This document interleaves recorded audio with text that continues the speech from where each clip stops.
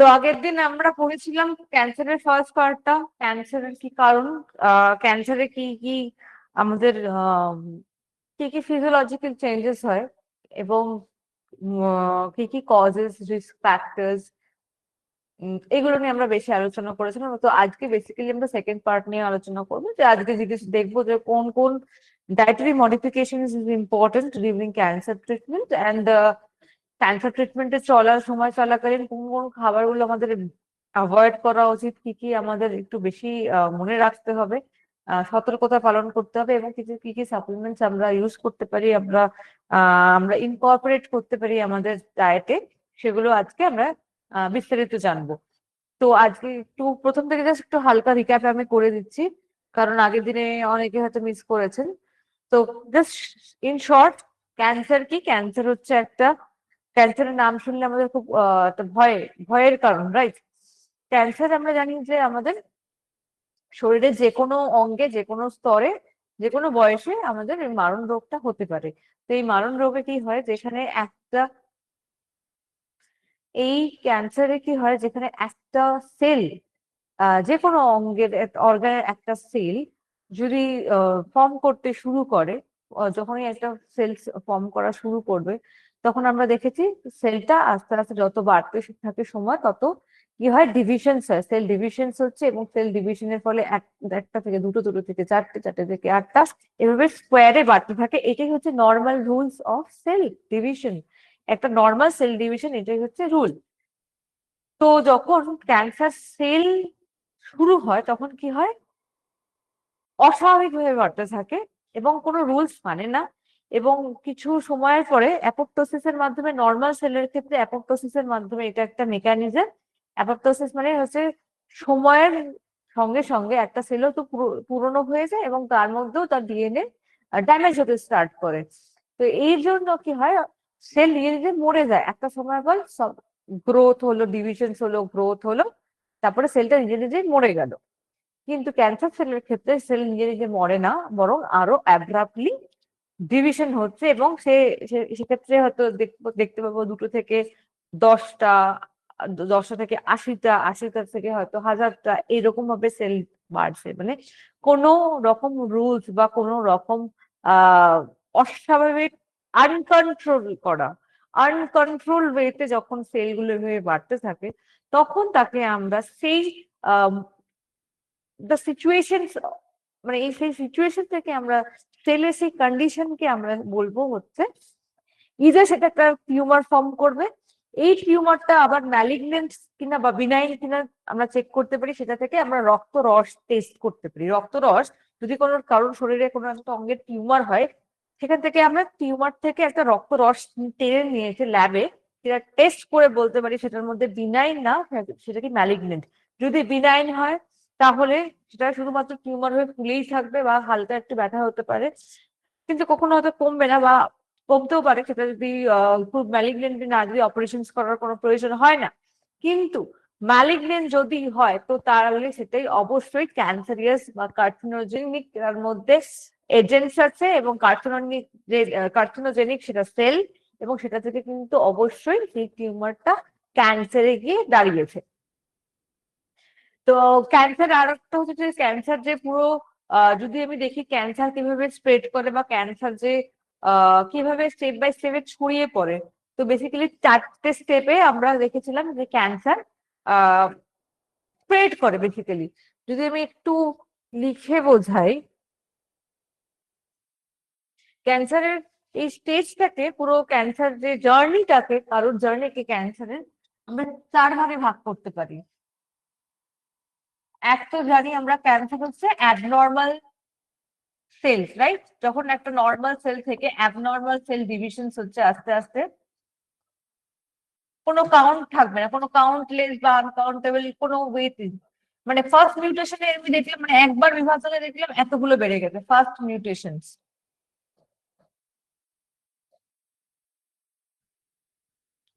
Second মিউটেশনে আবার যদি দেখি, সেকেন্ড মিউটেশনে দেখলাম আরো বেড়ে গেছে, 5 গুণ হয়তো বেড়ে গেছে, হয়তো এর 5 গুণ ভাবে বেড়ে গেছে। এটা সেকেন্ড মিউটেশনের সময় দেখলাম, আবার থার্ড মিউটেশনের সময় দেখলাম মানে 1000 টাইমস করে বাড়ছে, 1000 গুণ করে বাড়ছে, 1000 গুণ করে হয়তো বাড়ছে। তো কোন ডিভিশনে ফার্স্ট মিউটেশন বা সেকেন্ড মিউটেশন বা থার্ড মিউটেশন কখন কোন কত গুণ করে বাড়বে কোনো আইডিয়া নেই, কারণ এই সেলটার মরে যাওয়ার কথা।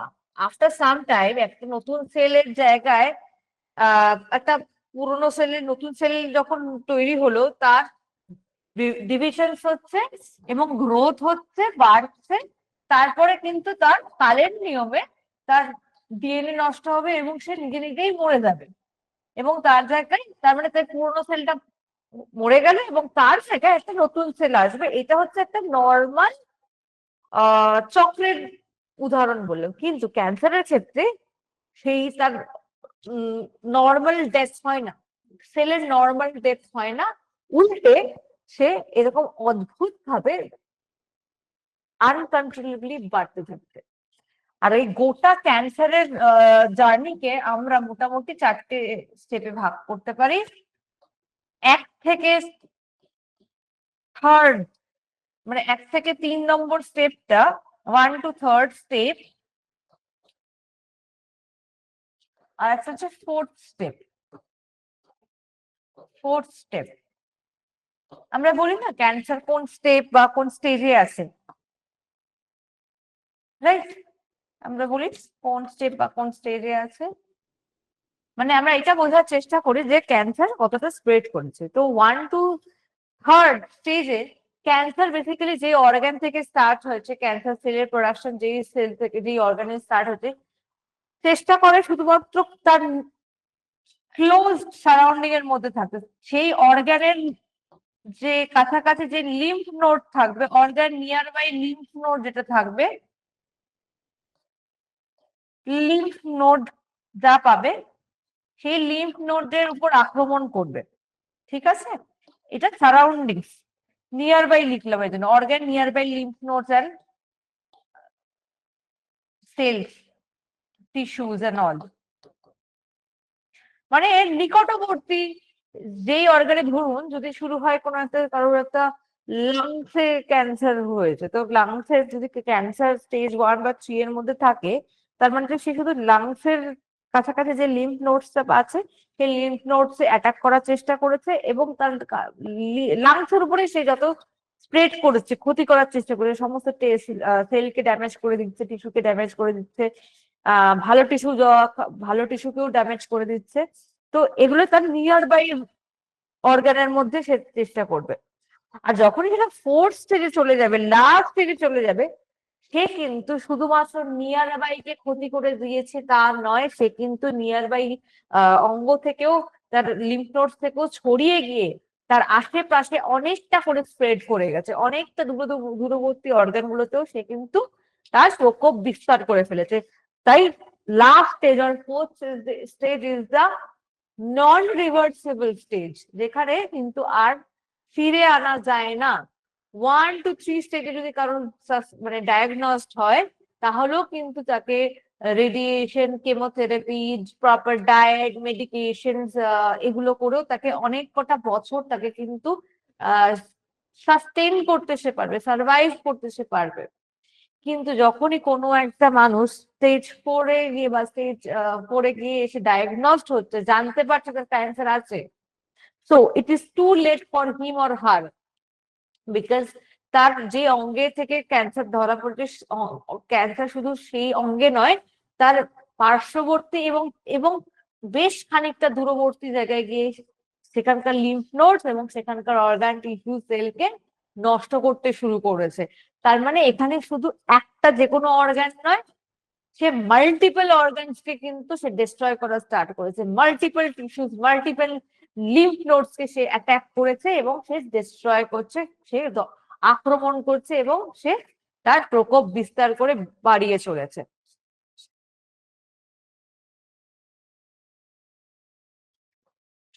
তো জেনেটিক্যাল চেঞ্জেস জন্যই ক্যান্সারের, যখনই জেনেটিক্যাল চেঞ্জেস গুলো হবে তখনই কিন্তু এই তার নর্মাল সেল গ্রো করার পরে ডেথ হয়, সেটা হবে না, এবং তারপরে অ্যাবনর্মাল ক্যান্সার সেলগুলো বাড়তে থাকবে এবং সেটা টিউমার তৈরি করবে এবং আলটিমেটলি ক্যান্সার আরো বেশি করে বাড়ছে। আচ্ছা, তো এটা আমি আগের দিনও দেখিয়েছিলাম। অ্যাপোপ্টোসিস কি আমি আগের দিনও বলেছিলাম, আর একবার ছোট্ট করে বলে দিচ্ছি। অ্যাপোপ্টোসিস হচ্ছে সেলের সেই মেকানিজম যেখানে একটা নতুন সেল যখন তৈরি হয় তার মধ্যে সে ডিভিশন করার ক্ষমতা থাকে, মানে সেটা ভাঙার সেল কোষ বিভাজন করার ক্ষমতা থাকে।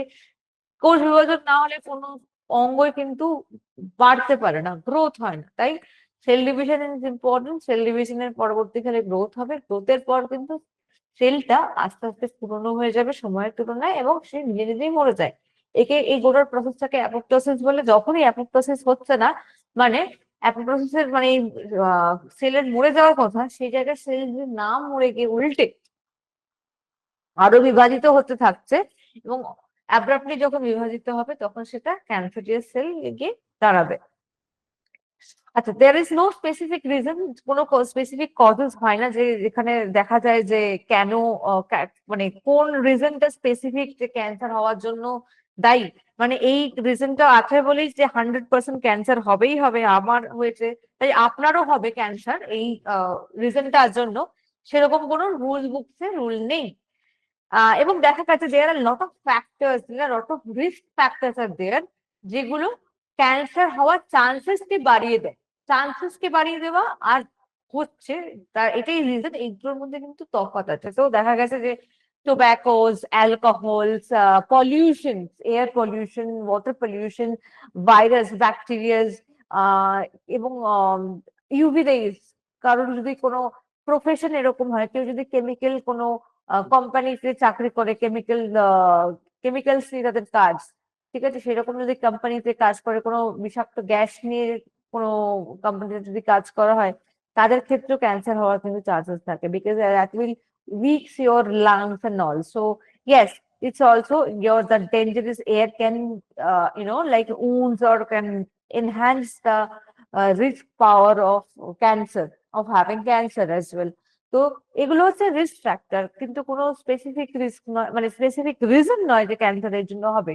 এছাড়া ডায়েট, দেন ওয়ার্কআউট না করা, ওবেসিটিস, এগুলো তো ক্যান্সার হওয়ার রিজনস আছেই। ওকে, নেক্সট, ফ্যামিলি হিস্ট্রি যদি কারোর থাকে সেক্ষেত্রেও ক্যান্সার হতে পারে। তো কিছু খুব কমন রিস্ক ফ্যাক্টরস আমরা পড়েছিলাম যে হেপাটাইটিস বি বা এইডস, রাইট, এইচআইভি পজিটিভ যদি কারোর থাকে সেক্ষেত্রে তাদের কিন্তু ধীরে ধীরে ক্যান্সার হওয়ার একটা চান্সেস থাকে, because HIV positive and hepatitis B virus কিন্তু আমাদের সবারই বেশিরভাগ ক্ষেত্রে এই ভাইরাস গুলো আমাদের ইমিউন সিস্টেমের উপর অ্যাটাক করে। ইমিউন সিস্টেম এর উপর অ্যাটাক করলে মানে ভাইরাস এবং ব্যাকটেরিয়া যখনই অ্যাটাক করে ইমিউন সিস্টেমের উপর, আমাদের মনে রাখতে হবে তাহলে মানে হচ্ছে আমাদের ইমিউন সিস্টেমকে লো করে দিচ্ছে, আমাদের লিম্ফ নোডস কে নষ্ট করে দিচ্ছে। লিম্ফ নোডস হচ্ছে আমাদের ডাব্লিউবিসি তৈরি করে। লিম্ফ নোডস বেসিক্যালি আমাদের ডাব্লিউবিসি গুলো তৈরি করে, যেটা আমাদের বডিতে সেই মিলিটারির মতো কাজ করে। আমাদের সেই বডির যেমন মিলিটারিজ থাকে, আমাদের বডিতেও সেই অ্যান্টিবডিজ তৈরি রাখে এরা, যাতে কিনা কোনো রোগ প্রতিরোধ মানে কোনো ভাইরাস জীবাণু অ্যাটাক করলে তারা একদম প্রতিরোধ করার জন্য ঝাঁপিয়ে পড়তে পারে, রাইট। তো যখনই এই লিম্ফ নোডস বা ইমিউন সিস্টেমের উপর অ্যাটাক হয়, তখন কিন্তু ডাব্লিউবিসি মানে এগুলো তৈরি করার জন্য শ্বেত রক্তকণিকা, সেই শ্বেত রক্তকণিকাগুলো তৈরি করার মতো ক্ষমতা থাকে না, ঠিক আছে। এবং যার ফলে লিম্ফ খারাপ হয়ে যায়, লিম্ফ নোডস এর উপর অ্যাটাক হলেও সেক্ষেত্রে লিম্ফেরও কিন্তু কোন রকম প্রতিরোধ করার মতো ক্ষমতা, বডি মানে জীবাণুদেরকে প্রতিরোধ করার মতো ক্ষমতা সেটা আর থাকে না। এবং day by day, time to time সেটা কিন্তু সিভিয়ারিটি আরো বাড়তে থাকে এবং আস্তে আস্তে সেটা ক্যান্সারে পরিণত হতে পারে। এছাড়া chronic pancreatitis, diabetes, obesity, excessive consumption of alcohol, অবশ্যই বয়স একটা ফ্যাক্টর। যত বড় আপনার বয়স বাড়বে তত একটা আপনার ক্যান্সারের চান্সেস গুলো বেড়ে যায়। তো এগুলো হচ্ছে খুব কমন সাম রিস্ক ফ্যাক্টরস। আচ্ছা, বলেছিলাম যে 4 ধরনের মোস্টলি ক্যান্সার দেখতে পাওয়া যায়। একটা হচ্ছে কার্সিনোমাস, দ্বিতীয়টা হচ্ছে সার্কোমাস, 3 নম্বরটা হচ্ছে লিউকিমিয়াস, অ্যান্ড লাস্টেরটা হচ্ছে লিম্ফোমাস। তো কার্সিনোমাসটা কি করে? কার্সিনোমাস বেসিক্যালি আমাদের টিস্যু গ্ল্যান্ডের উপরে যেগুলো সলিড টিউমার্স তৈরি করে, যেগুলো ইন্টারনাল অর্গানস এবং গ্ল্যান্ডস গুলো স্কিন বা টিস্যুকে কভার করে রাখে, তাদের মধ্যে এদের অ্যাটাক করার চান্সেস থাকে। এবং এরা সবসময় মনে রাখতে হবে এরা সলিড টিউমার তৈরি করেছে। আর এদের এই কার্সিনোমার মধ্যে কমন ক্যান্সার কি কি হতে পারে? Breast cancer, lung cancer, prostate cancer, এগুলো। সার্কোমাসটাকে, সার্কোমাস হচ্ছে কানেকটিভ টিস্যুস বা সাপোর্ট দেয় যে টিস্যু গুলো, তাদের উপর হামলা যখন করে, যেমন লিম্ফ ভেসেলস, কার্টিলেজ, বোন, টেন্ডনস, জয়েন্টস, যে কোনো হাত পায়ের যে জয়েন্টস গুলো থাকবে সেক্ষেত্রে সেগুলোর উপরে যখনই কোনো ক্যান্সার স্টার্ট হয় তাকে আমরা সার্কোমাস বলে থাকি। আর লিউকেমিয়াস কি? লিউকেমিয়াস হচ্ছে রক্তের সাথে জড়িত কোনো রকম ক্যান্সারকে আমরা লিউকেমিয়াস বলবো। লিউকেমিয়াস মানে সেখানে ব্লাড সেলই তৈরি হতে যাবে না, ব্লাড সেল ভালো মানে নতুন ব্লাড সেল তৈরি হতে পারে না, কারণ ব্লাড সেলের যে বিভাজনটা হয় সেই বিভাজনটা আনকন্ট্রোলেবলি হয়ে যায়। তো অবভিয়াসলি ব্লাড সেলসের যে আহ, যে যে চেঞ্জেস দেখা যায় সেটা মানে সেটা নর্মাল সেলের থেকে অনেকটাই ডিফারেন্ট হয়। যেমন অ্যাকিউট লিম্ফোটিক লিউকেমিয়া, ক্রনিক লিম্ফোটিক লিউকেমিয়া, এগুলো দেখা যায়। আর লিম্ফোমা হচ্ছে লিম্ফ নোডস এ গিয়ে যখন ক্যান্সার অ্যাটাক করে তাকে আমরা লিম্ফোমা বলবো। তো লিম্ফোমাতে অ্যাটাক করলে অবভিয়াসলি আমাদের লিম্ফ নোডস যে গ্ল্যান্ডস থাকবে, ভেসেলস থাকবে, সেগুলোর উপরে কিন্তু আর কোন রকম ভাইরাস ব্যাকটেরিয়া আক্রমণ করলে তাদের কিন্তু আর প্রতিরোধ করার ক্ষমতা থাকে না। এছাড়াও আমি বলেছিলাম কিছু ক্যান্সার, কিছু ওয়েল নোন ক্যান্সার, মানে আমরা খুব বেশি শুনে থাকি ক্যান্সার, যেগুলো breast cancer, lung cancer, stomach cancer, ফিমেলদের ক্ষেত্রে ovarian cancer, bone cancer, and males এর ক্ষেত্রে প্রস্টেট ক্যান্সার, টেস্টিকুলার ক্যান্সার। এছাড়া কিছু কমন হচ্ছে যেমন laryngeal cancer, brain cancer, etcetera etcetera. So there are over 100 of cancers are there.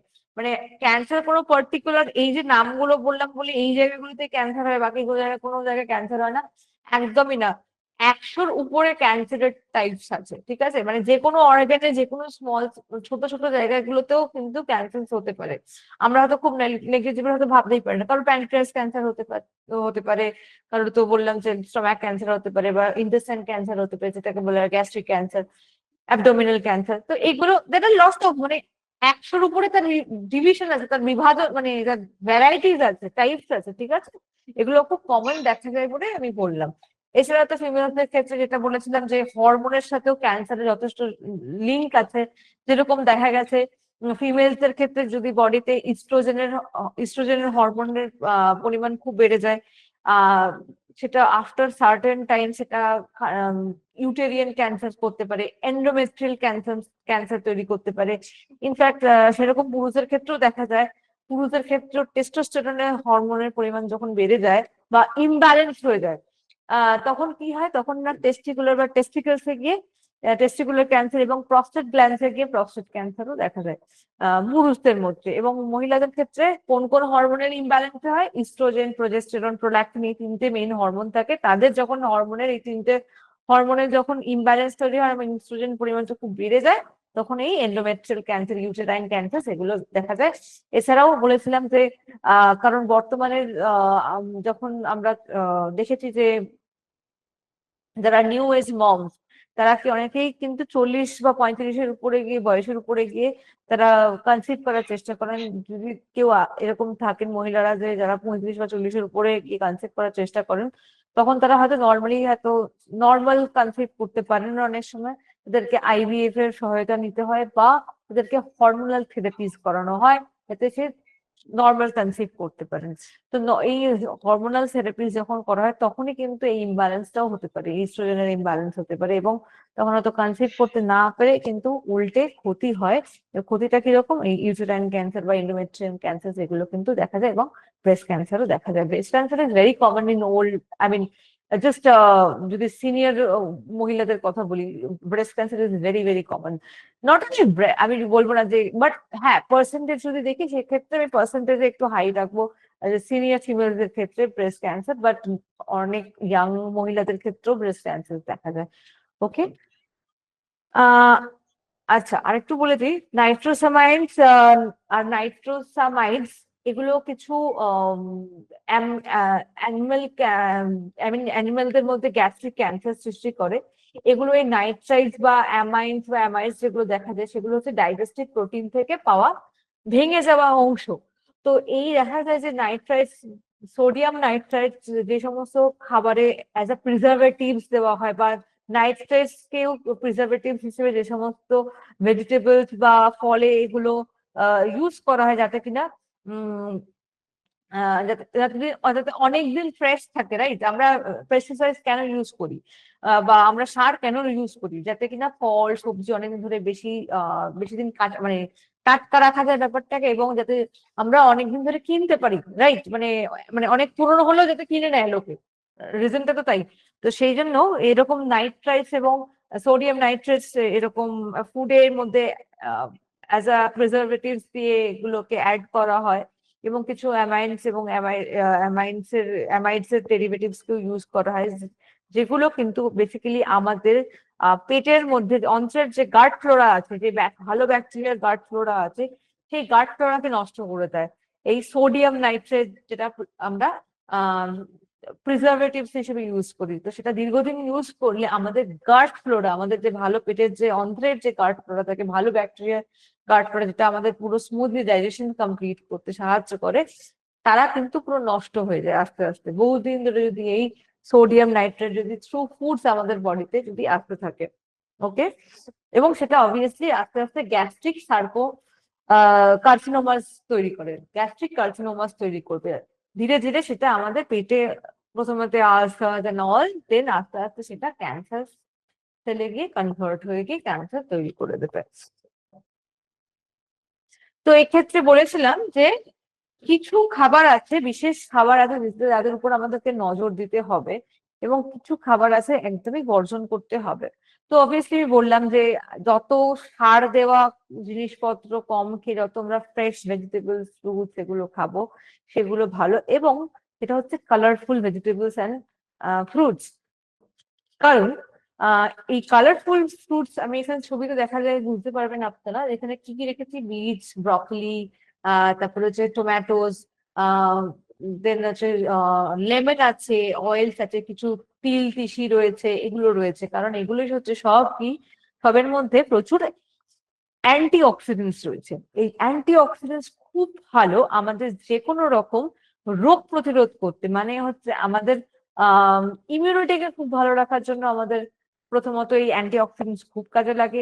দ্বিতীয়ত আমাদের ক্যান্সারকে বিট আপ করার জন্য, কার্সিনোমিক কার্সিনোম কার্সিনোমা তৈরি করে এইরকম আহ পদার্থকে প্রতিরোধ করার জন্য, বডিতে যাতে না আসে, কোন রকম ক্যান্সার সেল যাতে তৈরি না হয়, তাদেরকে প্রতিরোধ করার জন্য প্রচুর পরিমাণে আমাদের antioxidants rich fruits, vegetables বা শস্য এগুলো খাওয়া খুবই দরকার। কারণ অ্যান্টি অক্সিডেন্টস এর মধ্যে কিছু আহ দেখা যায় যে কিছু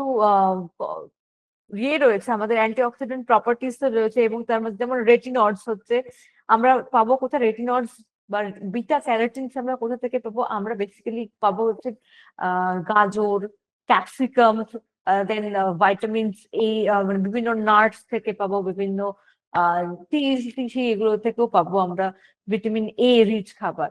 তো ভিটামিন এ কেন ভালো আমাদের মধ্যে, আমাদের শরীরের জন্য? Because it's contains lot of antioxidants. তো এই অ্যান্টিঅক্সিডেন্ট যেটা বললাম আমাদের চোখের জন্য খুব ভালো, আমাদের অ্যান্টিঅক্সিডেন্টস আমাদের র্যাডিক্যালস ফ্রি করে দেয়। আমাদের যে সেলের, এই যে বললাম না, সেলের মধ্যে কি হয়, অক্সিজেন আসতে পারছে না, তো অক্সিজেনকে ধরে রাখার ক্ষমতা বাড়ায় এবং ফ্রি র্যাডিক্যালস কমিয়ে দেয়। ফ্রি র্যাডিক্যালস কে কমিয়ে দিয়ে আমাদের অক্সিজেনের মাত্রা বাড়িয়ে দেয় সেলের মধ্যে। তো antioxidants are very good source. দেখা গেছে রেটিনয়েডস বলে একটা ইফেক্টিভ এজেন্টস আছে, যারা কিনা অ্যাকিউট প্রোমায়োলাইটিক লিউকেমিয়াতে খুব ভালো কাজ করে, এবং যদি দেখা যায় যে লো লেভেলস অফ ভিটামিন ডি কিন্তু cancer, colon cancer, prostate cancer এবং ব্রেস্ট ক্যান্সারকেও উদ্বুদ্ধ করে, বেশি মানে মানে তৈরি করতে, সেন্সেশন তৈরি করতে পারে। তো সেক্ষেত্রে যত বেশি ডায়েটারিতে আমরা ফ্রুটস ভেজিটেবলস রাখবো, তত কিন্তু সেটা আমাদের জন্য স্যাভিয়ার হিসেবে কাজ করবে। এবং গ্রেন খেলে কিন্তু সবসময় হোল গ্রেন খাবার খাবো, যেমন আমরা যদি হোল গ্রেন মানে হচ্ছে আমরা যদি মিলেটস খাই, আচ্ছা সেটা যদি অনেক ভালো, রাদার দেন নর্মাল ভাত রুটির চেয়ে অনেক বেটার আমাদের রেজাল্ট দেবে যদি আমরা রাগি, জোয়ার, বাজরা, ওটস, বার্লি এগুলো বেশি ইনকর্পোরেট করি আমাদের খাবারে, ডেইলি খাবারে যদি এগুলো বেশি ইনকর্পোরেট করা হয়। সেটার মধ্যে কি আছে, এক তো সেটা আমাদের অ্যান্টিঅক্সিডেন্টস বাড়াচ্ছে, আমাদের ডায়েটারি ফাইবার বাড়িয়ে দিচ্ছে, যার জন্য আমাদের ব্লাড সুগার লেভেলটা নর্মাল থাকছে, খুব বেশি বাড়তে দিচ্ছে না এক তো। আর দ্বিতীয়ত আমাদের হার্ট ভালো রাখছে এবং ক্যান্সারকে সেটা প্রতিরোধ করতে কিন্তু সাহায্য করে।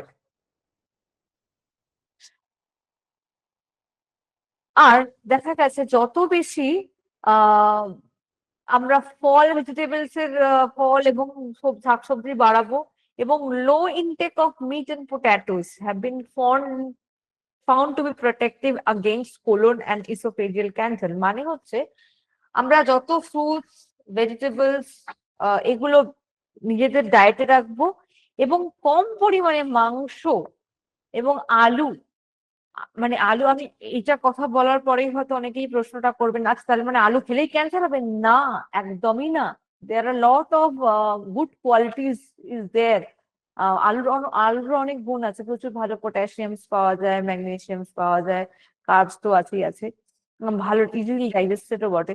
তো এই সমস্ত কারণে আমরা নিই, but sometimes excessive potatoes and excessive meats can lead to colon cancer and esophageal cancer। ঠিক আছে, এক্সেসিভ।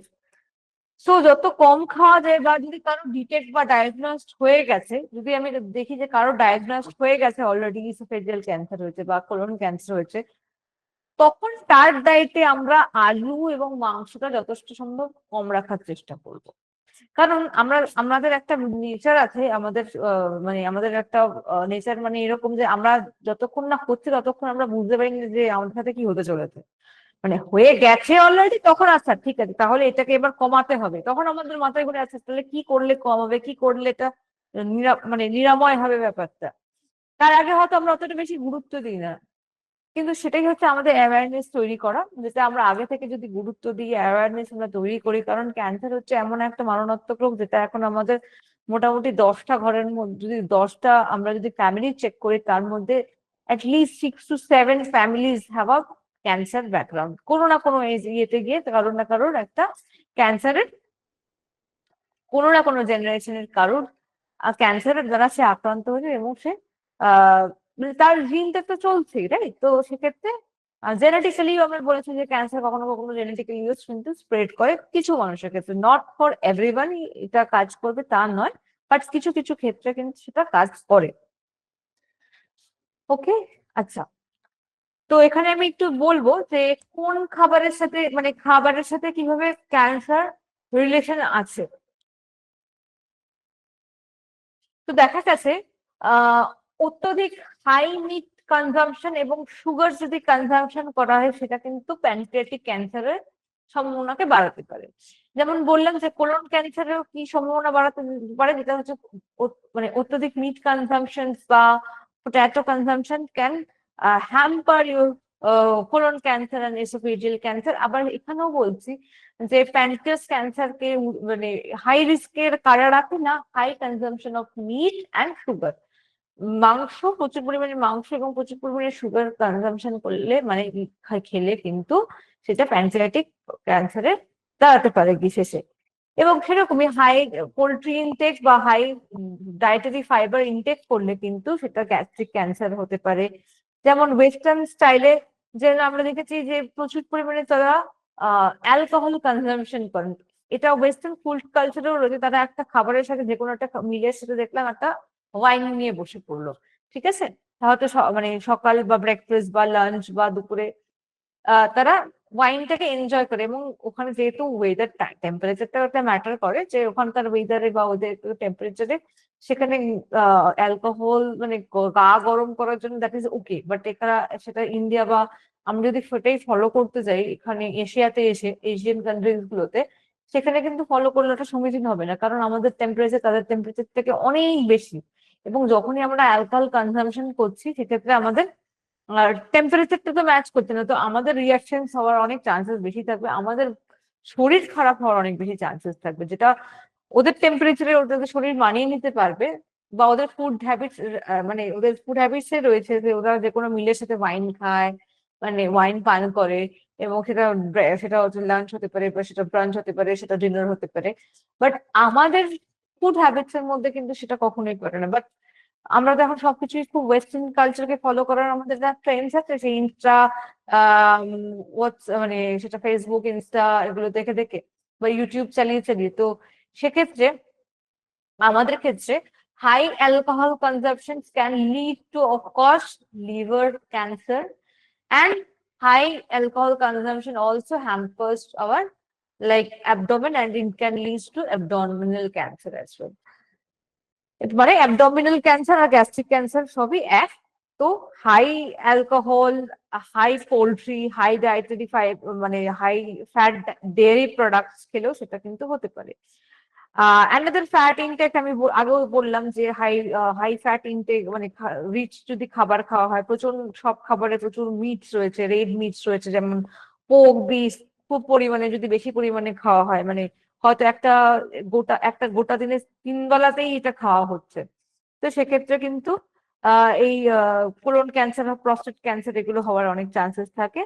আহ কিছু মাছ আছে, যেমন সামুদ্রিক কিছু মাছ, যেমন আছে কড, হার্ডিংস, স্যামন, এগুলো কিন্তু মধ্যে কিছু আহ, ভালো ফ্যাটস আছে, যেমন ওমেগা 3 ফ্যাটি অ্যাসিডস আছে, যারা কিন্তু এই ওমেগা 3 ফ্যাটি অ্যাসিডস আবার প্রস্টেট ক্যান্সার, ব্রেস্ট ক্যান্সার এবং কোলন ক্যান্সারকে কমাতে অনেকটাই সাহায্য করে। তো তারা এই সামুদ্রিক মাছ খান, বা মাছের তেল খেতে পারে, ফিশ অয়েলস খেতে পারেন, তাদের ক্ষেত্রে কিন্তু এই ওমেগা 3 ফ্যাটি অ্যাসিডস কিন্তু আবার মানে কার্সিনোজেনিক যে এজেন্টস আছে তাদেরকে অনেকটাই কিন্তু মেরে দেয়, খতম করে দেয় আস্তে আস্তে, এবং ক্যান্সারকে রিকভারি করার চান্সেস দিয়ে থাকে। এবং সবটাই কিন্তু ডিপেন্ড করছে আপনি কোন স্টেজে রয়েছেন, ক্যান্সারের কোন স্টেজে। এত যে খাবারের আমি বলছি যে এই খাবারগুলো প্রিকশনস করা উচিত, বা এগুলো বেশি খেলে অ্যাওয়ারনেস করা আমার সবার জন্য, যে এই খাবারগুলো আমাদের ক্ষেত্রে কিন্তু অত্যাধিক পরিমাণে খেলে আহ ক্যান্সার হতে পারে। আমরা নোটিস করেছি, আমরা আমরা ভারতবর্ষ তো ভারতবর্ষতে সনাতন ধর্মের দেশ, তো আমি কোনো কিন্তু রিলিজিয়ানকে স্পেসিফিক্যালি এখানে আদর্শ বলে একেবারেও বলার চেষ্টা করছি না। আমি যথেষ্ট স্বাতন্ত্র মতেই বলছি যে এখানে যে কোনো রিলিজিয়ান থাকুন বা যাই হোক, সবারই এটা সমান দেশ, সবকিছু সমান ধর্ম এখানে সবাই পালন করে, সবাই ভালো থাকুক একসাথে। কিন্তু আমি একটু হিন্দু নিয়ে যে কথা বলবো, যে আমাদের মুনি ঋষিরা কেন ভেজ খেতেন, কেন ভেগান ছিলেন, বা ভেজিটেরিয়ানের কেন উপর বেশি জোর দিতেন? কারণ হচ্ছে আমরা ভেজ খাবার একটা ইজিলি ডাইজেস্ট করতে পারি। দ্বিতীয়ত আমাদের যে টেম্পারেচার, আমাদের দেশের এশিয়ার মধ্যে যে কান্ট্রিজ গুলোতে যে টেম্পারেচারে বিলং করি, সেটা ভেজিটেরিয়ান খাবার খেলে আমরা অনেক বেশি, আমাদের ডাইজেশন স্মুথলি কমপ্লিট হতে পারে। আর যদি আমি কিছু রিলিজিয়ন্স এর যদি দেখি, যারা বা কিছু রিলিজিয়ন প্র্যাকটিস কেন, যারা নর্মাল যে কোনো রিলিজিয়ন থেকে আমি বলছি, যাদের ফুড হ্যাবিটস এর মধ্যে যদি দেখি, যাদের ফুড হ্যাবিট ছোটবেলা থেকে এরকম ছিল যে তিনটে মিলেই মাংস রয়েছে, ব্রেকফাস্টে সসেজ, লাঞ্চে সসেজ, আর ডিনারেও রয়েছে কোনো স্টেক বা কিছু। তো এর মধ্যে আমরা কি দেখছি, তিনটে মেজর মিলেই ফ্লেশ রয়েছে, মিট রয়েছে, right? So what this kind of these kind of diets can damage your intestines, yes, can can enhance your chances of risk of any kind of cancer. সেটা প্যানক্রিয়াস ক্যান্সার হতে পারে, সেটা abdominal cancer হতে পারে, সেটা liver cancer হতে পারে, any kind of cancer. Because এত বেশি পরিমাণে মিট খাওয়াটাও তো ঠিক নয়। প্রোটিন ইনটেক করার জন্য আমরা যদি মিক্স অ্যান্ড ম্যাচ করি, ওয়াই নট? আমাদের মিক্স অ্যান্ড ম্যাচ করে যদি আমরা কেউ যদি আমরা তো প্রোটিন ডাল থেকেও পাই, শুধু যে মাংস থেকে পাই তা তো নয়, বা শুধু যে মাছ থেকে পাই তা তো নয়, আমরা মাছও খেতে পারি, কখনো ডালও খেতে পারি। হ্যাঁ, তো আমরা যদি মিক্স অ্যান্ড ম্যাচ করে প্রোটিন এগুলো রাখি, তাহলে কিন্তু অনেকটাই ইজি হবে বডি এগুলো ভাঙতে, এগুলো সুবিধা করতে, এবং আমাদের খাবারের প্যাটার্নের মধ্যে অনেক ভ্যারাইটি থাকবে। আমরা সব ধরনের খাবার প্র্যাকটিস করলেও কিন্তু সমস্ত খাবার থেকে যে ইম্পর্টেন্ট এসেনশিয়াল অ্যামাইনো অ্যাসিডস দরকার সেগুলোও পাবো। এবং আমরা আহ, আমরা আমরা ইন্টেস্টাইনের উপরেই একবারে চাপ দেবো না যে তোমাকে শুধু মিট ডাইজেশন করার জন্য মানে সেই ডাইজেশনের উপরে বেশি ফোকাস দিতে হবে, এরকম নয়। কারণ মিট ডাইজেশন করতে অনেক বেশি টাইম লাগে রাদার দ্যান ডাল পালসেস, রাইট? ডাল হজম করতে অনেক তাড়াতাড়ি ডাল হজম হয়ে যায়, যেটা কিনা একটা মিট হজম করতে, একটা মাংস হজম করতে অনেকটা সময় বেশি লাগে। তো সেইভাবে কি প্রেশার দিচ্ছি আমরা, ইন্টেস্টাইনকে প্রেশার দিচ্ছি বারবার করে, 3 বেলায় বা 3 খাবারে যদি, 3টে খাবারে যদি 3টে মেজার মিলে যদি আমাদের মিট থাকে, সেক্ষেত্রে আমাদের ইন্টেস্টাইনকে অনেক বেশি কাজ করতে হচ্ছে, রাইট? রাদার দেন যদি আমরা লাইটার ফর্মে যদি খেতাম, তাহলে কিন্তু অনেক ইজিলি আমাদের ইন্টেস্টাইনকে, ওর ওয়ার্কলোড কিন্তু অনেক কম হতো। ঠিক আছে? তো এগুলো অ্যাওয়ারনেস করা, অবভিয়াসলি যে ফুড হ্যাবিটস এর মধ্যে যদি আমরা এই চেঞ্জেস গুলো আস্তে আস্তে হলেও আনতে পারি, এবং যারা যারা চেঞ্জেস এনেছে তারা অবভিয়াসলি অনেক রকম কিন্তু পজিটিভ এফেক্ট পেয়েছেন। আহ, আমি কখনোই ভেগান খাবারে বিশ্বাসী নই, আমি ভেগানকে সাপোর্টও করি না। ভেগান ইজ লাইক আপনি আপনি ইয়েও খেতে পারবেন না, আপনি দুধ খেতে পারবেন না, আপনি দুধের জাতীয় ছানা পনিরও খেতে পারবেন না। তো ভেগানকে আমার সাপোর্ট করার কোনো মানে আমি জাস্টিফাই করি না, বিকজ ভেজিটেরিয়ান যারা থাকেন এবং যারা, তাদের যদি ল্যাকটোজ ইনটলারেন্স না থাকে, বেসিক্যালি ল্যাকটোজ ইনটলারেন্স থাকলে আপনার কিছু করার নেই, তখন আপনাকে আমন্ড মিল্ক, সোয়া মিল্ক এগুলোর উপর ভরসা করতে হবে। বাট ল্যাকটোজ ইনটলারেন্স না থাকলে why not you go for milk? Milk is also good source of protein, good source of calorie. এবং আপনার মিল্ক থেকে যে পনির, ছানা, দই পায়, সেটাও যথেষ্ট আপনাদের গার্ড কে ভালো রাখতে সাহায্য করে, বাট নট এক্সেস অ্যামাউন্ট, তো এগুলো আমাদের ফুড হ্যাবিটস এর মধ্যে এগুলোকেও রাখা উচিত, বা এগুলোকেও আমরা যখন ফুড মেনু প্ল্যান করবো এগুলো আমাদের মাথায় থাকা উচিত। তো ইনফ্যাক্ট যখন ক্যান্সার পেশেন্টের যখন ডায়েট প্ল্যান করবো, সেগুলোতেও আমাদের যেন এইগুলো মাথায় রাখা উচিত, যে আমরা কত পার্সেন্টেজ আমরা দুধ রাখছি, কত পার্সেন্টেজ আমরা সিরিয়ালস রাখছি, কত পার্সেন্টেজ আমরা প্রোটিন রাখছি, এগুলো দেখা কিন্তু দরকার আছে। ওকে।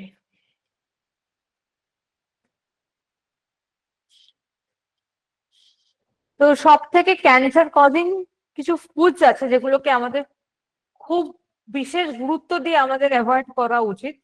সেগুলো কি কি?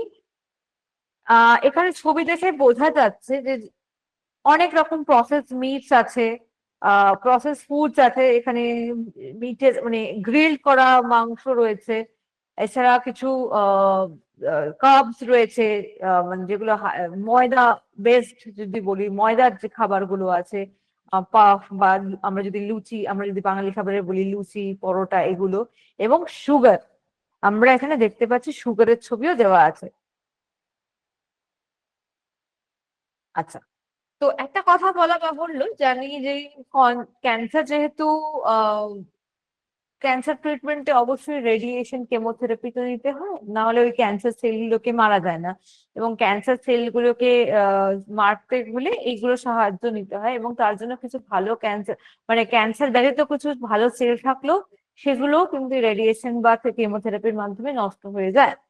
তো ক্যান্সারের ট্রিটমেন্টের সময় দেখা গেছে প্রচুর পরিমাণে সাইড এফেক্টস দেখা যায়, যখন ট্রিটমেন্টটা চলছে কারোর, তখনও প্রচুর পরিমাণে সাইড এফেক্টস দেখা যায়, এবং সাইড এফেক্টস জড়িত ভাবে প্রচুর পরিমাণে বমি, পেশেন্ট প্রচুর পরিমাণে নজিয়া, ভমিটিং, কারোর কারোর ক্ষেত্রে জ্বর হয়, কারোর কারোর ক্ষেত্রে বহুদিন ধরে লুজ টুল হয়, কারোর কারোর ক্ষেত্রে প্রচন্ড পরিমাণে গা হাত পা ব্যথা হয়, অস্বাভাবিক গা হাত পা ব্যথা হয়, স্কিনে র্যাশেস হয়, এগুলো কিন্তু তাদের সাইড এফেক্ট হিসেবে দেখা যায়। হুম, এবং যেই খাবারগুলো সেই সময় খুব কনসিয়াসলি আমাদের অ্যাভয়েড করতে হবে, যে কোনো রকম আহ বাইরের খাবার এবং বাইরের জল, যেই জল ফুটিয়ে খাওয়া উচিত, মানে যেই জল বাইরের জল, মানে উইদাউট বয়েল ওয়াটার বা কোনো মিনারেল ওয়াটার ছাড়া সেই সময় জল খাওয়া অবশ্যই উচিত নয়। কারণ হচ্ছে বাই ওয়াটার যদি কোনো ওয়াটার বর্ন ভাইরাস বা ব্যাকটেরিয়া চলে আসে খাবার মানে তার বডিতে, সেটা কিন্তু আবার অ্যাটাক করবে, সেই ক্যান্সার পেশেন্টকে কিন্তু আবার অ্যাটাক করা হবে এবং তার জন্য কিন্তু তার আরো বেশি সাইড এফেক্টস হতে পারে। তো যাতে কিনা কন্টামিনেশনটা রোধ করা যায়, কন্টামিনেশন মানে এই প্রতিরোধটা করা যায়, এই যে যে কোনো রকম ভাবে রোগ জীবাণুর অ্যাটাকটা যাতে রোধ করা যায়, কন্টামিনেশন সেটা ফুড থেকে হতে পারে, খাবার থেকে হতে পারে, সেটা জল থেকে হতে পারে। তো কন্টামিনেশন শুধু জল নয়, সেটা দুধ, যে কোনো রকম লিকুইড থেকে হতে পারে। তাই কন্টামিনেশনকে রোধ করা যায় যাতে 200% তার জন্য অ্যাওয়ারনেস রাখতে হবে। যে কোনো লিকুইড হলে সেটা ফুটিয়ে বারবার ফুটিয়ে বয়েল করে খেতে হবে, যাতে কিনা পাস্তুরাইজ দুধ হলে সেটা পাস্তুরাইজ মিল্ক ইউজ করতে হবে। বারংবার দুধটাকে ফুটিয়ে নিয়ে সেই জামটাকে ফিল করে তবেই খাওয়ানো দরকার। এবং জল হলেও সেক্ষেত্রে ট্রাই করতে হবে বারবার বয়েল ওয়াটারে খাওয়া দরকার, যাতে কিনা কোনোভাবে জামস বাইরের জামস যাতে বডিকে ফিরসে অ্যাটাক না করতে পারে। এছাড়া কিছু ক্ষেত্রে যে মুখের টেস্ট চেঞ্জ হয়ে যায়, মুখের ছোট ছোট মাউথ সোর হয়, কিছু রকম ক্ষত রকম অনেক সময় মুখের ভেতরে ভাইটামিন সির অভাবে এবং এই রেডিয়েশনের সাইড এফেক্ট হিসেবে অনেক ছোট ছোট গোটা গোটা তৈরি হয়, যেটা কিনা মুখের ভেতরে তৈরি হয় এবং তার জন্য মানুষ কিছু খেতে পারেন না। যাই খান তাদের মধ্যে প্রচন্ড তাদের পেইন সৃষ্টি হয় কখনো কখনো, তো পেটে সেগুলো রক্ত বেরিয়ে যেতে পারে। তো ফুড পয়জনিং হওয়ার প্রচন্ড চান্সেস থাকে, টেম্পটেশন থাকে, যার জন্য ফুড এবং জলকে প্রচন্ড ভাবে ফুটিয়ে বয়েল করে এগুলো খেতে হয়। এবং খাবার, আন্ডার কুকড ফুডসও এই ফুড পয়জনের একটা রিজন হতে পারে। তাই কোনো কাঁচা সবজি নয় বা কাঁচা ফল যত কম খাওয়া যায় তত ভালো। যদি ফলটাকেও যদি কেউ একবার হালকা করে স্টিম করে নেয়, সেটা অনেক বেশি সহজ পাচ্য তার জন্য, এবং তারা ওই এক্সট্রা জার্মস বা এই অ্যাটাকস গুলোকে সে রোধ করতে পারে। তাই র খাবার, র কুকিং করা উচিত নয়, অবশ্যই একটু হালকা কুকিং করে নিলে তো সেটাকে কি হয়, ব্যাকটেরিয়াটা সেটা শেষ হয়ে যায় এবং কোনো নতুন ব্যাকটেরিয়া ওখানে গ্রো করতে পারে না। যে কোনো খাবারের মধ্যে যখন একটু রান্না করে নেওয়া হয়, সেই রান্না করা খাবারের মধ্যে যত তাড়াতাড়ি না ব্যাকটেরিয়া গ্রো করবে, একটা কাঁচা সবজি বা কাঁচা ফলের মধ্যে বা কাঁচা জিনিসের উপরে কিন্তু অনেক তাড়াতাড়ি ব্যাকটেরিয়া গ্রো করতে পারে।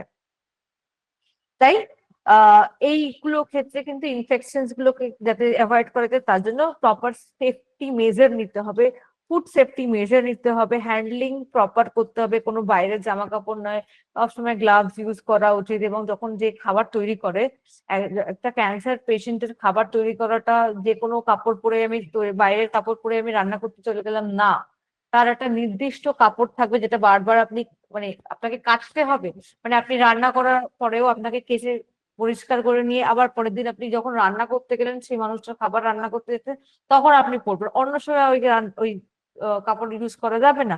সেম ফর লাইক আপনার গ্লাভস, এগুলো কিন্তু সবসময় চেঞ্জেস করতে হবে, কারণ যাতে এই কন্টামিনেশন গুলো অ্যাভয়েড করা যায়।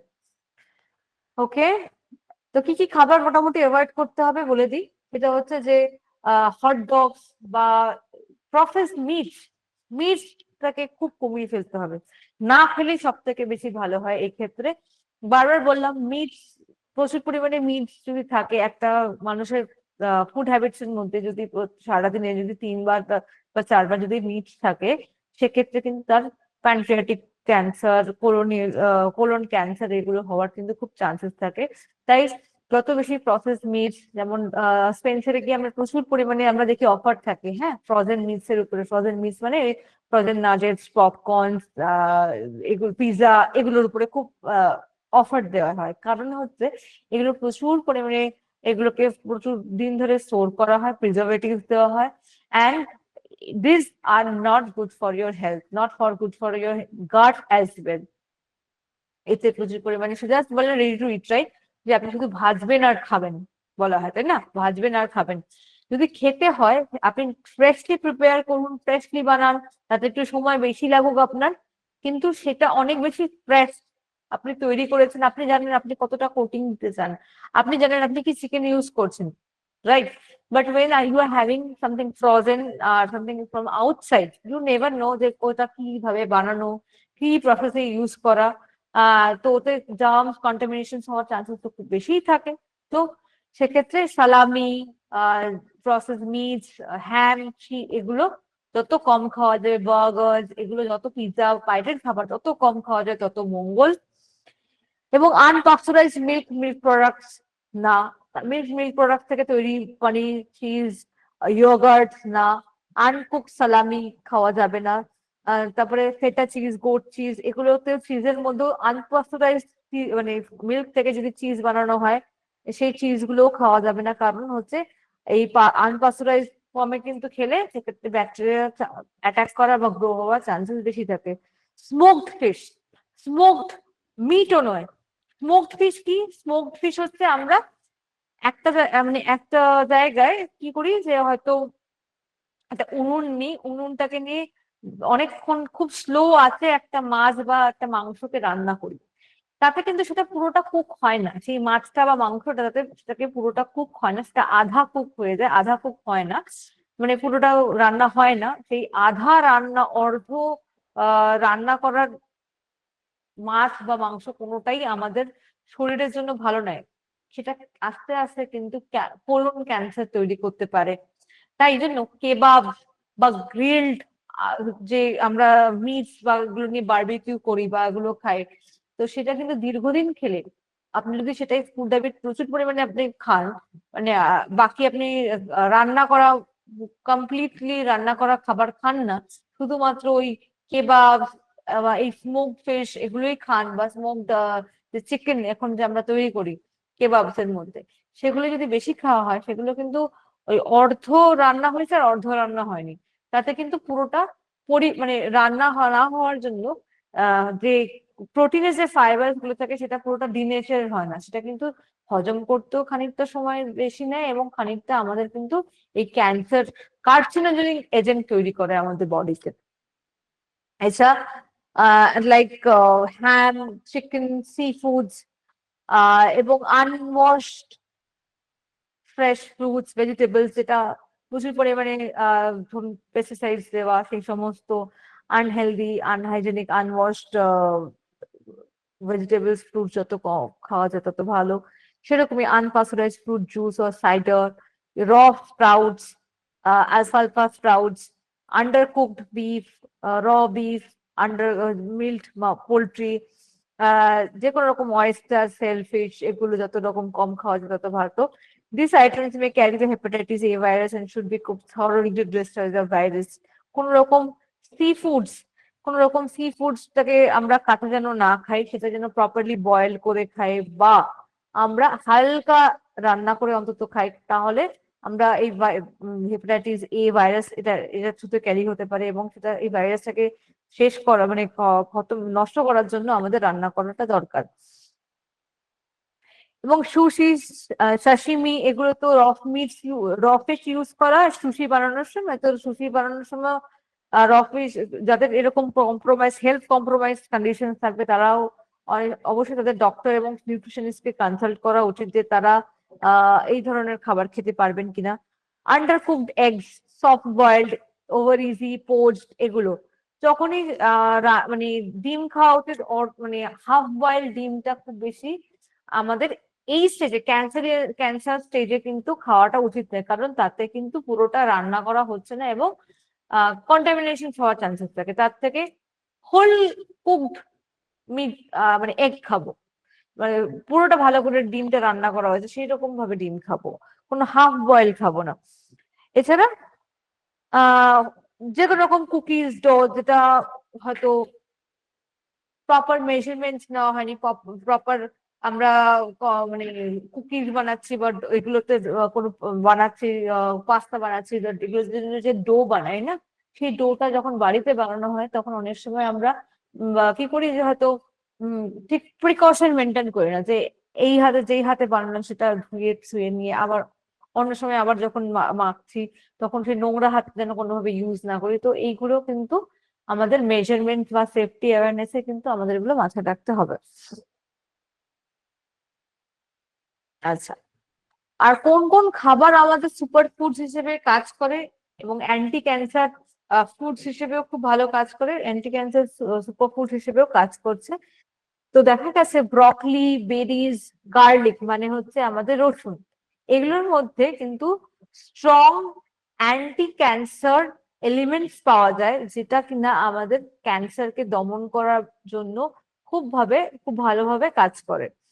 তো আমরা দেখি না, আমরা ইনফ্যাক্ট আমরা ইমিউনিটিকে বুস্ট আপ করার জন্য আমরা বলি না যে 2 কোয়া রসুন খেয়ে সকালবেলা খালি পেটে 2 কোয়া রসুন খান, তার সাথে একটু জল খান, তাতে আপনার ইমিউনিটি বুস্ট আপ হবে। কারণ খুব ঠান্ডা লাগলে এটাও আমরা দেখে থাকবো যে আমরা 2 কোয়া রসুনকে কুচি কুচি করে কেটে তার সাথে একটু হানি মিশিয়ে আমরা বলি বা একটু লেবু দিয়ে তার সাথে বলি যে আপনি জলে গুলে খান, আপনার ঠান্ডা লাগা কমে যাবে। তার মানে হচ্ছে ইমিউনিটিকে আমরা বুস্ট আপ করছি রসুন দিয়ে।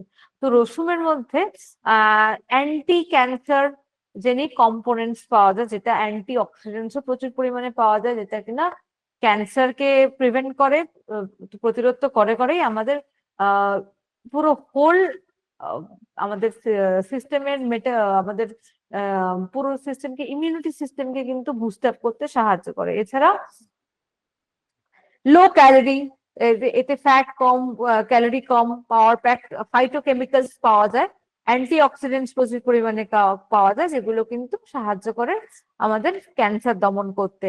এছাড়া ভিটামিন সি খুব ভালো অ্যান্টি অক্সিডেন্টস। ভিটামিন সি আমরা কোথায় পাই? ভিটামিন সি পাই হচ্ছে আমরা বিভিন্ন রকম সাইট্রাস ফ্রুটস, মানে লেবু জাতীয় ফলে, আমরা, আমলকি, পেয়ারা, লেবু, বিভিন্ন ফলের আমরা পেয়ে থাকি। এছাড়াও বেল পেপার, এগুলোতেও আমরা প্রচুর পরিমাণে ভিটামিন সি পেয়ে থাকি। ভিটামিন সি করে অ্যান্টি অক্সিডেন্ট হিসেবে কাজ করে, যেটা কিন্তু আমাদের ওভারঅল কি করে, আমাদের খারাপ সেলগুলোকে মুছে দেয় এবং আমাদের নতুন সেলকে রিজুভিনেট করতে শুরু করে, এবং ফ্রি র্যাডিক্যালস কমিয়ে দেয় আমাদের বডিতে, নতুন সেলের মধ্যে অক্সিজেনকে ভরপুর সরবরাহ করতে সাহায্য করে।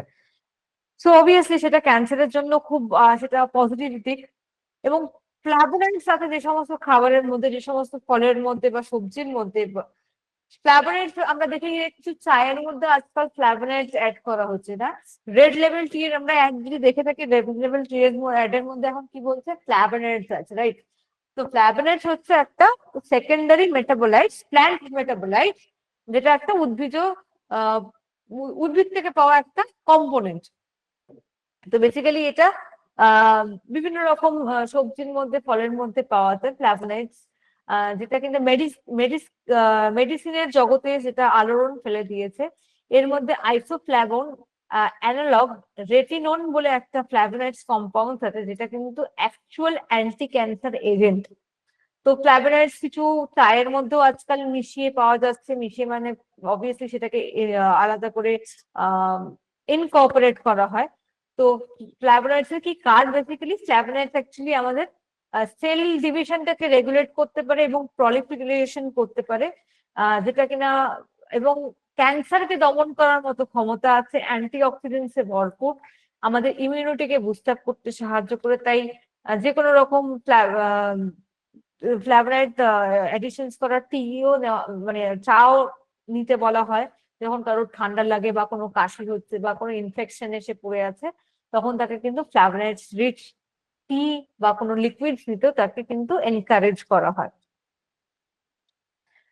তো এই সমস্ত খাবার আমরা দেখতে পেয়েছি, যেটা হচ্ছে বিভিন্ন রকম কালারফুল ফ্রুটস আছে, ভেজিটেবলস আছে, লেগিউমস আছে, ডাল রয়েছে, সিনামন স্টিক্স রয়েছে, এবং নাটস রয়েছে, কিছু হেলদি ফ্যাটসও রয়েছে, যেটা নাটস মানে হচ্ছে আমরা বিভিন্ন রকম বাদাম, যেমন আমন্ডস থেকে পাই বাদাম, আমন্ডস হচ্ছে এক রকমের বাদাম, তারপরে হচ্ছে ওয়ালনাট, এগুলোতেও আমরা ভালো ফ্যাটস পাই। ভালো ফ্যাটস এর মধ্যে কি পাই না আমরা? ওমেগা 3, ওমেগা 6 ফ্যাটি অ্যাসিডস পাই, যেটা আমাদের ভালো ফ্যাটস। আমরা দেখলাম যে কোলন ক্যান্সারকে কিন্তু সেটা আস্তে আস্তে কমাতে সাহায্য করছে।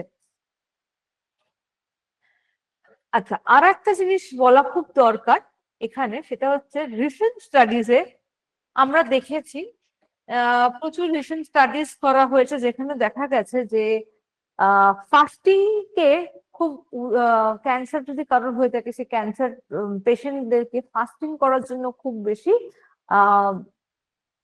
অ্যাওয়্যার করা হচ্ছে।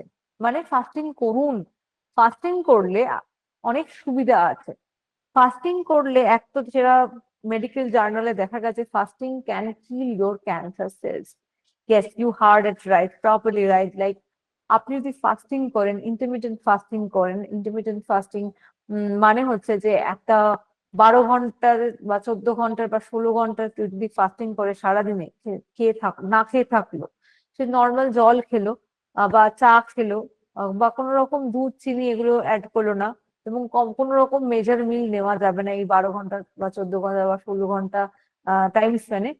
বাকি সময়টুকু আপনি হয়তো খেলেন, এবং কি খেলেন না, বেশিরভাগ ক্ষেত্রে আপনি খেলেন হচ্ছে সবুজ শাকসবজি, যেইটুকু আপনি খাবার টাইম পেলেন। 12 ঘন্টা পেতে পারেন বা 14 ঘন্টা পেতে পারেন বা 8 ঘন্টা পেতে পারেন, আই মিন 10 ঘন্টা পেতে পারেন বা 8 ঘন্টা পেতে পারেন। সেই খাবার যে টাইমটা আপনারা পেলেন তার মধ্যে আপনাকে কি খেতে হবে সব থেকে বেশি খেতে হবে হচ্ছে আপনাকে সবুজ শাকসবজি। তো সবুজ শাকসবজি যত বেশি খাওয়া যাবে ওই টাইম পিরিয়ডে, তত কিন্তু আপনার ক্যান্সার সেল নিজে নিজে শেষ হয়ে যাবে। কেন? কারণ ফাস্টিং করলে দেখা গেছে আপনি যখন খাবারের ফাস্টিং করে আপনার যখন ক্যালোরি ডেফিসিট করার চেষ্টা করবেন, তখন আপনার ক্যান্সার সেলগুলো কি করবে, সে শক্তি খোঁজার চেষ্টা করবে, এবং সেই শক্তি খুঁজতে গিয়ে সে নিজের খিদে মেটাতে গিয়ে ক্যান্সার সেল নিজের সেলকেই খেয়ে নেয়। ক্যান্সার সেল নিজের সেলকে খেয়ে নেয়, যার জন্য কেউ যদি ক্যান্সারে আক্রান্ত হয়, দেখা গেছে শুধু ক্যান্সার নয়, আলজাইমার ক্যান্সার এবং কিছু নিউরোপ্যাথি কন্ডিশনেও দেখা গেছে যে ক্যান্সারকে আস্তে আস্তে নিজে নিজেই দমন করতে সাহায্য করছে। ক্যান্সার সেল নিজে নিজেই দমন করতে সাহায্য করছে, কারণ ফাস্টিং এর পিরিয়ডে আমরা কোনো খাবার খাই না, এবং শুধু আপনি জল পান করতে পারেন, শুধু নর্মাল জল, বা কেউ যদি ব্ল্যাক কফি ব্ল্যাক টি নিতে চায় সেটা নিতে পারে। বাকি সময় তাকে পুরোটা লিকুইডস এর উপরেই থাকতে হবে। বাকি যে খাবারের স্প্যান, সেই খাবারের স্প্যানের মধ্যে সে যদি 2টো মিলও খায়, সেই 2টো মিলের মধ্যেও তাকে মেজরলি সেই শাক সবজি ফল অবভিয়াসলি কুকড বা বয়েলড ভার্সনে খাচ্ছে। কুকড এয়ার বয়েল ভার্সনে খাচ্ছে, তাতে এক তো তার ব্লাড সুগার লেভেল কন্ট্রোলে থাকে, দ্বিতীয়ত দেখা গেছে তার টোটাল তার ওয়েট লস হচ্ছে, তার স্টেম সেলস যেগুলো থাকে সেটা রিজেনারেট করতে সাহায্য করছে, ইমিউন সিস্টেমকে রিজেনারেট করতে সাহায্য করছে, তার নর্মাল ব্যালেন্স নিউট্রিশন সে প্রপারলি ইনকর্পোরেট করতে পারছে, এবং টিউমার তার নিজের সেলকেই খেয়ে নিচ্ছে। টিউমার প্রোডাকশন যে সেলগুলো আছে তারা তাদের নিজেদের সেলকে খেয়ে নেয়, তার জন্য কি হয়, ক্যান্সার সেলের পরিমাণ আস্তে আস্তে কমতে কমতে সেটা শেষ হয়ে যায়, এবং সেই জায়গায় ভালো সেল তৈরি হচ্ছে। তাই ক্যান্সার ট্রিটমেন্টে একটা অন্যতম আলোড়ন ফেলে দেওয়ার দিক হচ্ছে ফাস্টিং করা। ফাস্টিং করলে এই ধরনের কিন্তু ক্যান্সারকে প্রতিরোধ করা যায়। শুধু ক্যান্সার কেন, অ্যালজাইমার্স এবং নার্ভাস সিস্টেম তো কিছু রোগের ক্ষেত্রেও কিন্তু খুব পজিটিভ রেজাল্ট পাওয়া যায়। ঠিক আছে, ওকে। এরপরে আমি একটা কথা বলি, সেটা হচ্ছে just a second.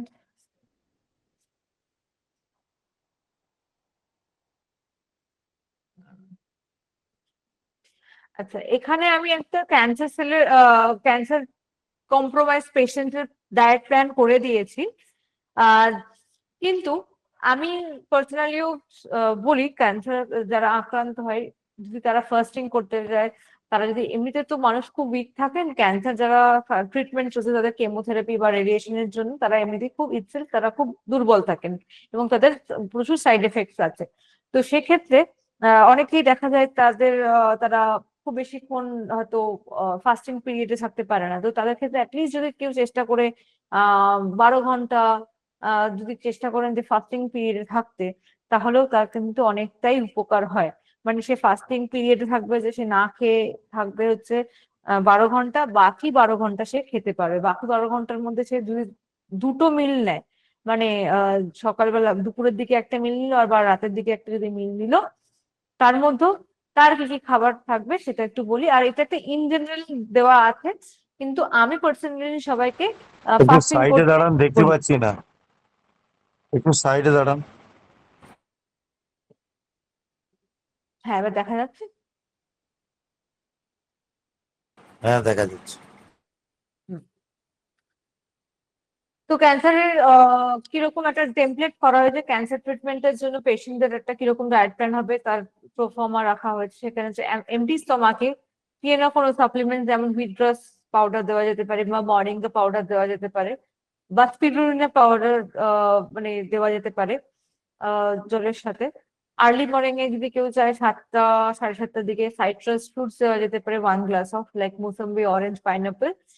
এক্ষেত্রে বলা বাহুল্য সাইট্রাস ফ্রুটস কেন রেখেছি, কেন রাখা হয়েছে, এতে প্রচুর পরিমাণে পরিমাণে অ্যান্টি অক্সিডেন্টস থাকে এবং যেহেতু অ্যান্টি অক্সিডেন্টস আমাদের ইমিউনিটিকে বুস্ট আপ করবে, আমাদের ক্যান্সার সেলের এফেক্টে কমাবে, সেজন্য ফোকাসলি সেই সময় সাইট্রাস জুস নেওয়াটা খুব ভালো হয়, মানে নেওয়াটা আইডিয়াল উচিত।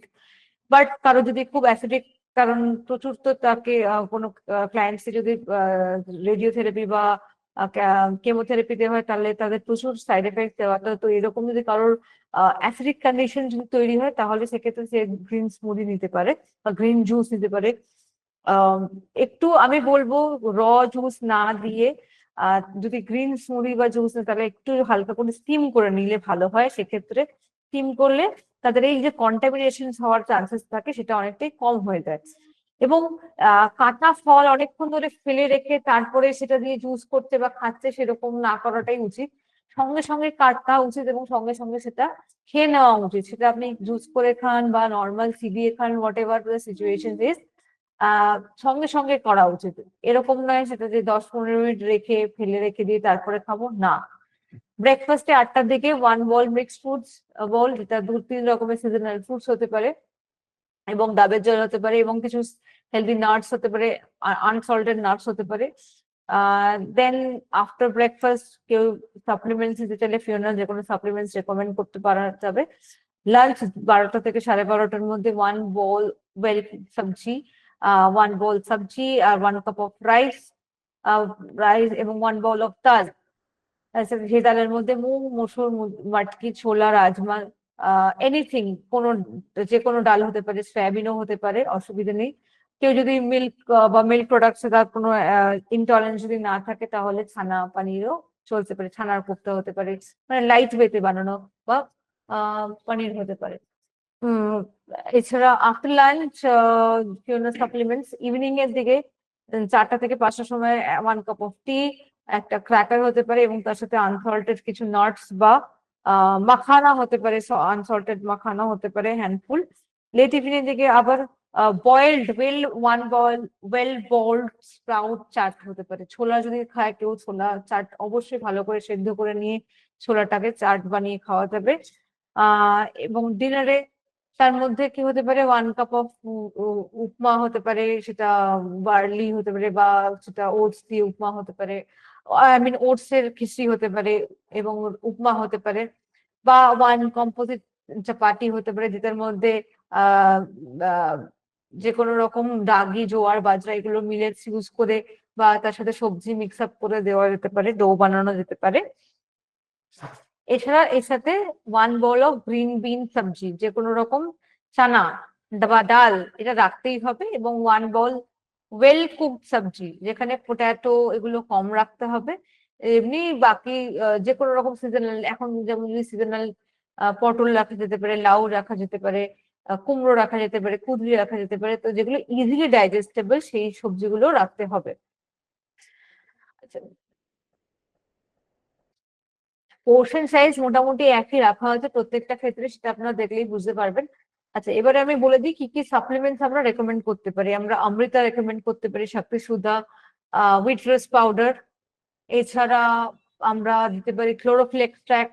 তুলসী এক্সট্রাক্ট অ্যাকচুয়ালি বেসিক্যালি যদি কারোর সাইড এফেক্ট অনুযায়ী হাঁচি কাশি বা সর্দি লাগা থাকে তখন আমরা তুলসী এক্সট্রাক্টটা দিতে পারি। অ্যান্ড অমৃতা, শক্তি সুধা এগুলো যদি লিভার কোনো ক্যান্সারের পেশেন্ট পাওয়া যায় বা লিভার, যেমন লিভার শুধু তো লিভারের কাজ নয়, ব্যাপারটা হচ্ছে যে আমাদের টক্সিন বডি থেকে বের করে দেওয়া, আমাদের যে আমাদের যে ক্যান্সার যে সেলস গুলোকে সেগুলোকেও বার করে দেওয়া একটা মোটো থাকবে। তো সেক্ষেত্রে এইগুলো কিন্তু সেল ড্যামেজ সেল গুলোকে বা আমাদের ক্যান্সারিয়ান এফেক্ট কমানোর জন্য কিন্তু অমৃতা শক্তি শুধু আমরা ইউজ করতে পারি। অ্যান্ড ডিটক্স ডিটক্স সাপ্লিমেন্টস আমরা ইউজ করতে পারি, অ্যান্ড কুমকুম এক্সট্রাক্ট, এগুলো কিন্তু আমরা ঘুরিয়ে ফিরিয়ে আমরা কিন্তু অ্যাডভাইস করতে পারি এবং নিজেরাও নিতে পারি। ঠিক আছে, তো এই হলো আমাদের টোটাল আমাদের ক্যান্সার ট্রিটমেন্টে আমাদের ডায়েটারি মডিফিকেশনস, কি কি খাবার আমরা অ্যাড করব সেটা নিয়ে আমরা আলোচনা করলাম, কি কি খাবার আমাদের বাদ দিতে হবে সেটাও বললাম, এবং কি কি সাপ্লিমেন্টস আমরা অ্যাডিশনস করব সেটাও বললাম। তো আজকে এই পর্যন্ত। এবার কারোর কিছু কোয়ারিজ থাকলে please go ahead, 5 minute time আছে। কারোর কিছু জায়গায় বুঝতে যদি অসুবিধে হয়, কোন জায়গায় সমস্যা মনে হলে জিজ্ঞাসা করতে পারেন। ম্যাম, বলছিলাম যে ফল জাতীয় জিনিসটা যখন আমরা বয়েল করছি, সেটা তো তার গুণগুলো তো নষ্ট হয়ে যায় আমরা জানি। ফল ফল জাতীয় হ্যাঁ। ভেজিটেবলসটা তো হুম। ঠিক আছে, কিন্তু হুম। তাহলে ফলটাকে যদি আমরা এমনি নর্মাল যেমন একটু গরম জলে বা এমনি নর্মাল ঠান্ডা জলে যদি একটু ওই বেকিং সোডা বা দিয়ে একটু ভিজিয়ে রেখে যদি ওটা খাওয়া যায়, ওটা অসুবিধা হবে? না না, বেকিং সোডাটাকে আপনি কেন ইউজ করবেন? মানে সেটা আপনি দেখুন, সেটা আপনি বয়েল করতে এই জন্য বলা হচ্ছে, সেটা হচ্ছে আপনার ওই যাতে কিনা কন্টামিনেশনস না হয়। ঠিক আছে, বয়েল সেজন্য করতে বলা হচ্ছে। বেকিং সোডা দেওয়ার মানেটা হচ্ছে আপনার নিউট্রিয়েন্টস গুলো চলে যাওয়া। ঠিক আছে, তাহলে বয়েলড এটা হচ্ছে যাতে জলে কিনা নুন একটু জল দিয়ে বা নর্মাল গরম জলে একটু খানিকক্ষণ ভিজিয়ে রেখে তারপর সেটাকে আমরা খেলাম এমনি হিসাবে, হ্যাঁ, সেটা করা সেটা সেটা খাওয়া যেতে পারে, সেটা খাওয়া যেতে পারে, অসুবিধা নেই। আর কেউ যদি জুস করে খান, বয়েলটাকে যদি হয়তো একটু জুস করে জলে দিয়ে মিক্সিতে নিয়ে খেতে পারেন, কারণ অনেক সময় হয় পেশেন্ট চিবিয়ে খাওয়ার মোডে থাকে না। ঠিক আছে, তো সেক্ষেত্রে যদি কেউ জুস বানিয়েও খান, আমি সবসময় রেকমেন্ড মানে অ্যাডভাইস করি যে এটা হচ্ছে যে কখনোই আম, যদি জলটা ভাপিয়ে মানে ওই জলটা ফেলে দেবেন না। ঠিক আছে, বা জুস হলে ফাইবার কখনোই ফেলে দেওয়া উচিত নয়। সেক্ষেত্রে ফাইবার সমেতই, পাল্প সমেতই ইয়ে দেওয়া উচিত, যদি সে হজম করতে পারে, তার যদি কোনো রকম সে প্রবলেম না হয়। কারণ ফ্রুট জুস বানালেই আমরা পাল্পটাকে ছেঁকে নিই না, তো এই শুধুমাত্র জুসটা দিই। বাট জুসের মধ্যে সব থেকে পাল্পের মধ্যেই ফাইবার থাকে। তো এই ফাইবার যদি আপনি বাদ দিয়ে দিন, পুরোটা পুরোটা মানে যা ছিল পুরোটা বাদ দিয়ে দিল, তাহলে কিন্তু শুধু ফলের জুস তো গেল, কিন্তু আলটিমেটলি ফাইবার যার জন্য বেশি করে খেতে বলা হয়, সেই ফাইবার যাচ্ছে না। তো চেষ্টা করবেন যে ফাইবার এবং ফলের জুস একসাথে মিশিয়ে যতটা সম্ভব দেওয়া যায়, তাতে কিনা ডায়েটারি ফাইবারটা কিছুটা অন্তত হলেও যায়। ঠিক আছে।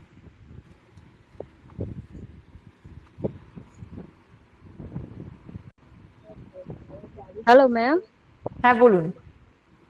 ওই যে ব্রেস্টের যে টিউমারের কথা বললেন, যে সিস্ট হয় সারা শিরার মধ্যে ছোট ছোট, তাতে যেটা দেখা যায় পিরিয়ডের 10 দিন আগে থেকে ব্যথাটা শুরু হয়, আর পিরিয়ড যে শেষ হয়ে যায় তখন আবার ব্যথাটা কমে যায়।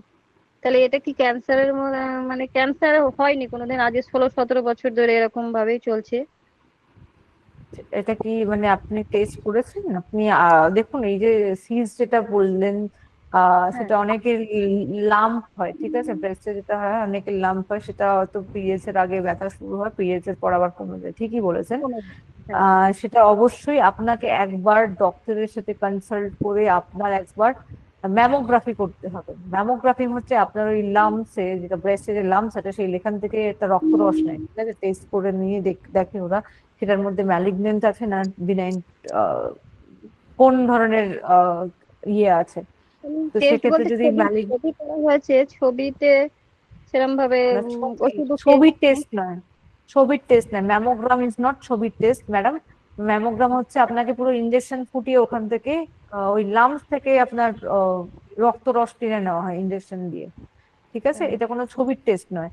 তো অবশ্যই ডক্টর দেখিয়ে কনসাল্ট করে একবার ম্যামোগ্রাম করবেন, তবে গিয়ে ম্যামোগ্রামের রিপোর্ট যা বলবে আপনাকে সেভাবেই গাইড করা হবে। তো অবভিয়াসলি এটাকে আপনি নিজে নিজে কি না, স্টেজে আছে ডক্টর আপনি জানেন দেখিয়েছি, না। ডক্টর বলেছে পিরিয়ড যতদিন থাকবে এই সমস্যাটা থাকবে, পিরিয়ড যে যখন বন্ধ হয়ে যাবে তখন এটা চলে যাবে, মানে হ্যাঁ, আর হরমোন আপনাকে থেকে এটা হরমোন থেকে এটা বলেছে, ঠিক আছে। হ্যাঁ। কিন্তু তাও প্রত্যেকটা লামস যখন হয় তখন চেষ্টা করা হয় একবার টেস্ট মানে ম্যামোগ্রাম করে ডাবল কনফার্মেশনের জন্য। আমরা ম্যামোগ্রাম মানে ডক্টরই বলে দেন, তো আপনার ডক্টর যখন ম্যামোগ্রাম করতে বলেনি, আমি হলে তো বলতাম ডাবল অ্যাসিওরেন্স এর জন্য। ডক্টরের বাট না ঠিক আছে, লিখলে তো আপনি সেটা করা যাবে না। হ্যাঁ, ডক্টর না লিখলে অত করা যায় না, বাট চাইলেও কেউ করতে পারে। তো ডাবল অ্যাসুরেন্সের জন্য ডক্টর অনেক সময় বলেও দেন। তো আপনারটা বলেনি, সেটা পরে হয়তো দেখবেন। আশা করি আপনি ভালোই থাকবেন, অসুবিধা হবে না।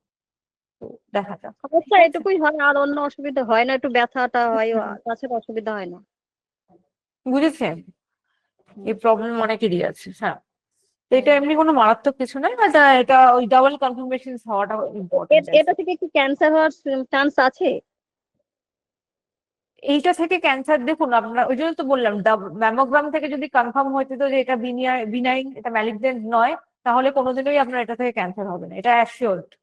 কিন্তু আপনি যেহেতু ম্যামোগ্রাম টেস্ট করেননি, তো সেটা না দেখে বোঝা যাবে না যেটা বিনাইন আছে কি ম্যালিগনেন্ট আছে কিনা। ঠিক আছে, এটা ম্যামোগ্রাম দেখে ডাবল কনফার্মেশন করা যায় যেটা থেকে ক্যান্সার কোনোদিনও ছড়াতে পারে কি পারে না। সেই জন্য ঠিক ম্যামোগ্রামটা করানো। ঠিক আছে, হুম, ঠিক আছে। ওকে। আশা করি আজকে আমি সবার কোয়েশ্চেন্স নিতে পেরেছি, আর আজকে মোটামুটি ক্লিয়ার হয়েছে তো সবার? আশা করি সবার বোঝা গেছে মোটামুটি। হ্যাঁ ম্যাম। ম্যাম ব্লাড ক্যান্সারের ক্ষেত্রে কি একই ট্রিটমেন্ট? কোন কি ট্রিটমেন্ট মানে এই আপনার মানে এই সাপ্লিমেন্টস যেগুলো অ্যাডভাইস করছে সে কথা বলছেন, না ডায়েট প্ল্যানের কথা বলছেন? Diet pattern. হ্যাঁ, ডায়েট প্যাটার্নটাও একই হবে। সেক্ষেত্রে ব্লাড যদি কাউন্ট খুবই কমে যায়, সেক্ষেত্রে হিমোগ্লোবিন অনেকেরই কম থাকার চান্সেস থাকবে। তো সেক্ষেত্রে তাকে আপনাকে আবার আয়রন তাকে খাবারও দিতে হবে, এবং তাকে আলাদা করে ইনজেকশনও নিতে হতে পারে। কারণ তার ব্লাড যদি মানে ব্লাড হিমোগ্লোবিন যদি খুব নেমে যায়, শুধু খাবার খাইয়ে কিন্তু হবে না, তাকে ইনজেকশন দেওয়াতেই হবে, তবে কি তার হিমোগ্লোবিন লেভেলটা বাড়বে। ঠিক আছে okay ma'am. Madam, skin cancer যেটা হয় তাদের জন্য কি ওই একই ট্রিটমেন্ট, একই খাওয়া দাওয়া? সরি, আরেকবার বলুন। এটা একটা ইন জেনারেল, এটা একটা ইন জেনারেল ক্যান্সার ট্রিটমেন্টের জন্য এই প্রোগ্রামটা, মানে এই যে টেমপ্লেটটা, যে ডায়াগ্রামটা যে দিলাম, সেটা একটা ইন জেনারেল ক্যান্সার ট্রিটমেন্টের জন্য দেওয়া। এরপরে যে ধরনের ক্যান্সার ডিটেক্ট হয়, সেক্ষেত্রে মানে কমন এগুলো থাকবেই, এগুলো আপনাকে কমন ফলো আপ করতেই হবে। ঠিক আছে, কারণ অনেক বেশিরভাগ ক্যান্সার পেশেন্ট খেতে পারে না। ঠিক আছে, খুব কষ্ট করে তাদেরকে খাওয়াতে হয়, মানে তাদের বললাম সাইড এফেক্ট এত বেশি থাকে তাদের, সে খেতে পারে না, মুখে ঘা হয়ে যায়, তাদের মানে লুজ স্টুল থাকে। তো আধা জিনিস তারা এমনিই খেতে পারে না। তো তার মধ্যেও যদি এইটুকু মানিয়ে গুছিয়ে খাওয়ার চেষ্টা করে যদি খেতে পারে, তো সেটা দ্যাটস এনাফ। আর কিছু কিছু ক্ষেত্রে যাদেরকে মুখ দিয়ে খেতেই পারছে না, ক্যান্সার ট্রিটমেন্টে প্রচুর প্রেশার থাকে, যারা মুখে খেতেও পারে না, তাদেরকে নল দিয়ে খাওয়াতে হয়। ঠিক আছে, তো তাদের ক্ষেত্রে প্রোটিন পাউডার গুলো ইউজ করতে হয়, লিকুইডস ইউজ করতে হয়।